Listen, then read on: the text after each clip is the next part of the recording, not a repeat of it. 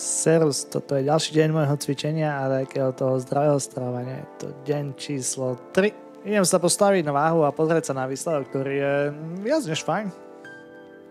Na prebrate trošku ránej kávy nesmie chýbať. Chystáme sa po reči ho do škôlky a potom ráňajky. Keď chceš vidieť prípravu, tak čekni reel z prvého dňa. Dnes potrebujeme regenerovať, takže cvičiť nebudeme, ale miesto toho si dáme pár športových aktivít z ryši, po čom nasleduje uspávánka na dobrú noc.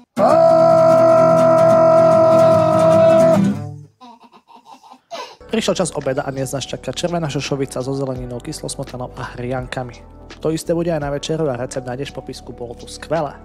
Na záver dám ešte jeden malý tip, keď si hladný počas dňa a máš chuť na hociakú hlúposť. Ostruhaj si radšej mrkvu a chcú mať celú mrkvu, ostruhaj si radšej uhorku a jedz uhorku. Nikdy si neber čipsy alebo niečo navyše, čo vlastne nemáš v pláne, ale zelenina nikdy ničomu neublíži. Tak a toto bol deň číslo 3, dnes s regeneráciou. Nezabudni dať follow, odber, like a všetko, čo k tomu patrí. Vidíme sa zajtra. Čus!